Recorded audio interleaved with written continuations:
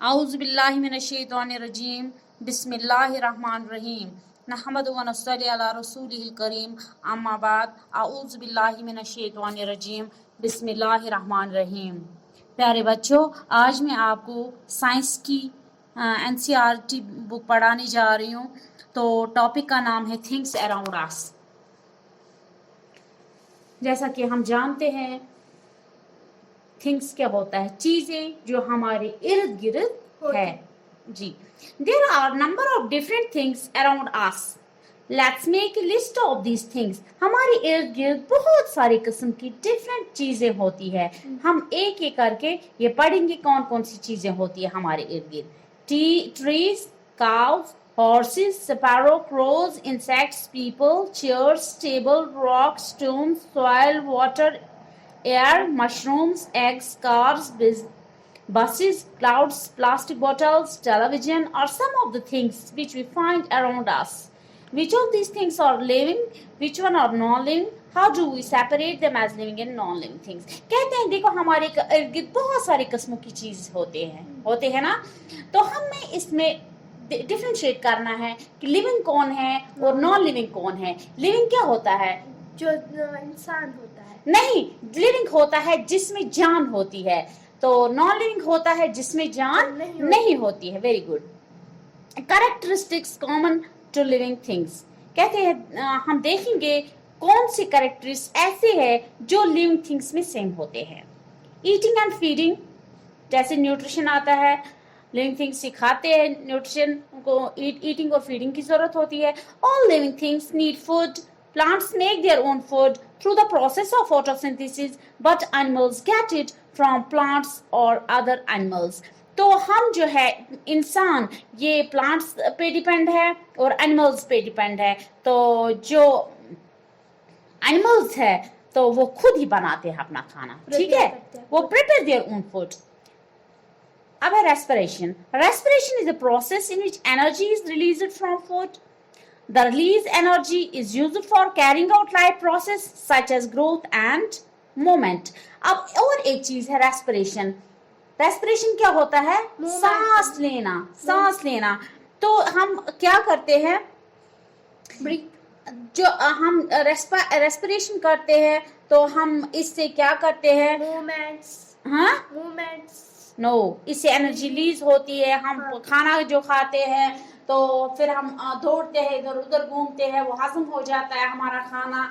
तो वो it's due the respiration. Respiration takes place in the both of plants and animals. It's a chemical reaction in which food reacts. तो ये एक chemical reaction है। ये respiration plants में भी होती है और एनिमल्स में भी होती है। जैसे कि oxygen to release energy, oxygen से हमारी जो एनर्जी रिलीज हो जाती है। कार्बन डाइऑक्साइड वाटर और आल्सो प्रोड्यूसर। इससे क्या क्या चीजें बनती है? कार्बन डाइऑक्साइड और water. Food plus oxygen gives carbon dioxide plus water plus energy. ये रिएक्शन होती है, chemical reaction. Respiration should not be confused with breathing. Breathing is the process of air moving in and out of the body. तो जैसे हम inhale करते हैं, Excel करते हैं इसको, हवा को। Breathing is a part of respiration. It involves exchange of gases, oxygen and carbon dioxide.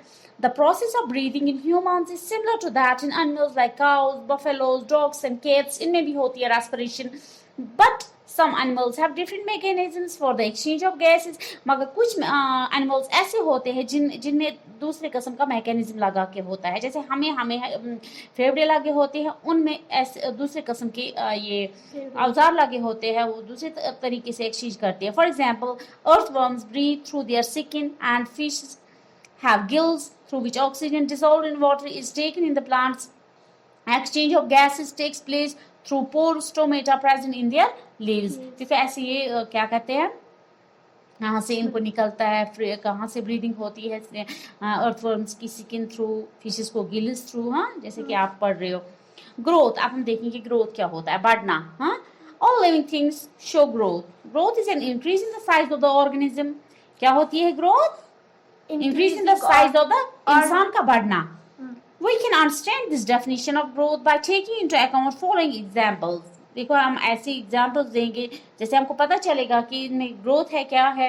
A baby grows into a child into a baby, boy or a girl and a boy or a girl into a man or a woman. देखो जब बच्चा छोटा होता है फिर वो बड़ा हो कि बेबी जो होता है वो चाइल्ड बन जाता है, चाइल्ड से बॉय या गर्ल बन जाती है, ऐसे ऐसे तो फिर वो वुमेन बन जाती है या मर्द बन जाता है, इसी तरह से बूढ़ापा हो जाता है, इसको ग्रोथ कहते हैं, ठीक है ना।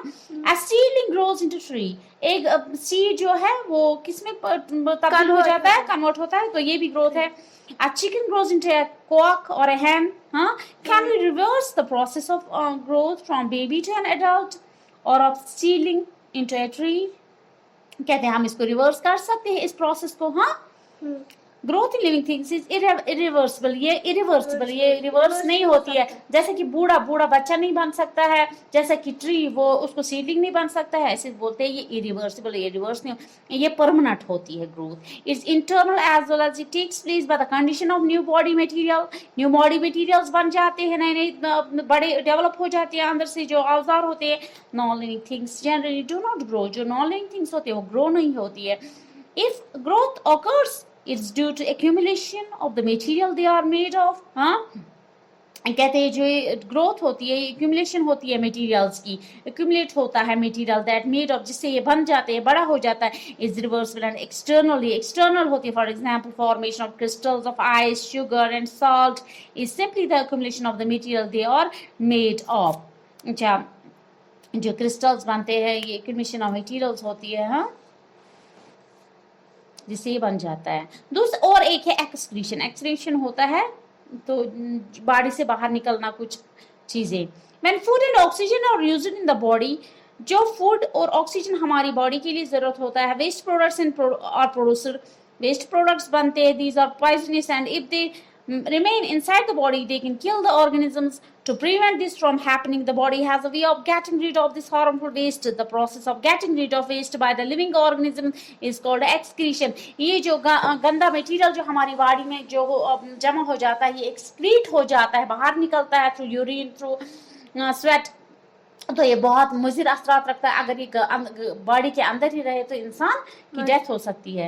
Excretion is a characteristic feature found in all organisms, living things, both plants and animals में भी ये होता है। In case of animals, wastes are excreted in the form of urine, faeces, sweat and carbon dioxide. Carbon dioxide gas is the byproduct release in the process of respiration. Respiration से ये carbon dioxide बाहर चला जाता है। In plants, carbon dioxide and water vapor are excreted through small pores called stomata present in the leaves. ये stomata के जरिए निकलता है plants में। In some plants, waste products take the form of a secretions. The secretions may be in the form of a sticky substance called gums. Gums के through ये निकलता है। हाँ, और a thick fluid called latex base पे होता है। The fluid can be seen if you break the twig of a plant और ए मैटर प्लांट। अगर हम ऐसे इसको तोड़ेंगे वहां से क्या निकलता है, वो गम जैसा प्लांट्स में। इन सब plants the waste products are stored in the plant body. These waste products are not harmful to the plant body. जो वेस्ट प्रोडक्ट्स प्लांट्स के अंदर होता है वो हार्मफुल नहीं होता है, मगर एनिमल्स में क्या होता है, हार्मफुल। अब है रिप्रोडक्शन। रिप्रोडक्शन होता है बच्चा पैदा करना। All living things have the ability to produce more of their own kind. इनको एबिलिटी होती है अपने ही तरह से बच्चा पैदा करना। The ability to produce young ones of their kind is called reproduction. उसको कहते हैं reproduction.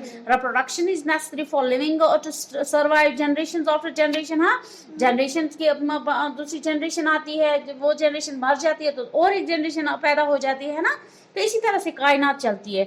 The mode of reproduction varies in different animals. Vary होती है, एक इंसान में एक तरह से reproduction होती है, दूसरे एनिमल में दूसरी तरीके से reproduction होती है। Some animals produce their young ones through eggs. आधे जो reproduction करते हैं वो eggs through करते हैं, as we find in birds. जैसा कि हमने birds में देखा है, many birds buy their eggs in the chest, in the nest. बहुत सारी जो birds है वो किस में डालते हैं, eggs नेस्ट में डालते हैं। द एग्स और हैचिंग प्रोड्यूस यंग बर्ड्स, तो उसमें हैच वो करते हैं, उनमें गर्मी देते हैं, तो उससे छोटे छोटे बच्चे पैदा हो जाते हैं। Some animals give birth to young ones. कुछ एनिमल्स ऐसे हैं जो बच्चा पैदा करते हैं, as seen in cows, cats and Humans. Humans. What happens in case of plants? Like animals, plants and reproduce by different modes. Some of modes are ऐसे modes है जो आपकी शक्ल पे दिखाई देंगे.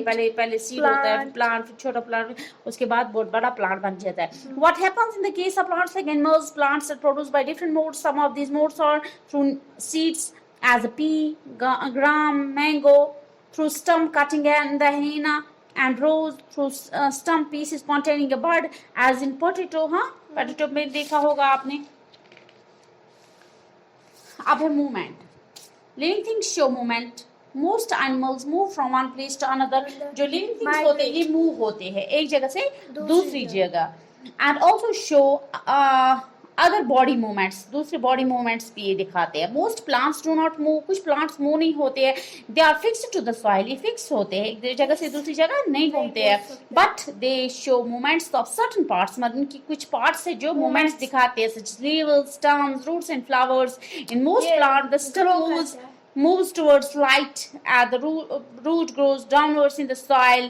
तो जैसे कि जो रूट है वो नीचे चला जाता है, नीचे जहाँ तो पानी उसको मिल जाता है वहां तक वो दौड़ता है नीचे रूट्स के जरिए. तो कुछ बाकी जो ऊपर वाला हिस्सा है वो किसकी तरह मूव करता है? सन की तरह. तो क्योंकि सनलाइट जरूरी होती है, प्रेजेंस वाटर भी जरूरी होते हैं. The leaves fold them when touched in a tough in touch me not plant. और एक प्लांट है जिसको टच मी कहते हैं, उसको जब टच करते हैं वो भागता है उधर थोड़ा सा. अब है response to stimuli. Let's first understand the word stimuli. Stimuli क्या होता है? Singular stimuli as a response. Stimuli means response दिखाना. Change in the surrounding of an organism makes it response to the changes are called stimuli. जो response दिखाता है, the organism reaction to the stimuli is called a response. Living things respond to stimuli. Let's consider the following examples. You move your foot if you suddenly step on the thorn or a sharp stone while walking barefoot. अगर हम नंगे पैर चलेंगे ना, तो अगर हमें कांटा चुभ जाए तो हम जल्दी से रिएक्ट करते हैं, हमें पता चल जाता है कि किसी ने कुछ चुभ गया. You shut your eyes. हम आंखें बंद कर लेते हैं. कब? When you move from a dark place into a bright. जब हम अंधेरे से लाइट की तरफ चले जाते हैं तो हमारी आंखें बंद हो जाती हैं. When you see your favorite food, saliva forms in your mouth. जब हम अच्छा सा खाना पका के देखते हैं तो हमें सलीवा आ जाता है. If your hand touches a hot object, you withdraw your hand. अगर हम किसी hot चीज को हाथ लगाते हैं तो हम जल्दी से हटा लेते हैं अपने हाथ को. ये होता है stimuli. Response to stimuli. In these examples, different stimuli are present. For example, a thorn or a sharp stone, bright sunlight, favorite food, and a hot object are all stimuli. इनको stimuli कहते हैं. These stimuli must make us respond to the change. How do we respond in the case is either we immediately withdraw our foot, shut your eyes, and start producing saliva to withdraw our hands, depending upon the stimuli. Do plants also respond to stimuli? The stem of the plant bend towards the sunlight. Flowers in some plants close their sunset. In touch me not plant, the leaves close to the fold on being touched. Bending of the stem, closing of flower, and folding of leaves are all examples of response to stimuli like sunlight, sunset, and touches. Very good. अब cellular organization. All living things are made of cells. हर एक organism छोटे छोटे cells से बना हुआ है. A cell is the smallest unit of a living thing. एक छोटा सा smallest unit है. Smallest बहुत ज़्यादा छोटा unit, उसको cell कहते हैं. Some living things are made of only a single cell. कुछ ऐसे organisms है जो एक ही cell से बने हुए हैं, जैसे amoeba है, yeast है, bacteria है. Living things consisting of a single cell are called unicellular. इनको unicellular कहते हैं. Most organisms are made of millions of cells. कुछ ऐसे organisms जो millions of cells से बने हैं.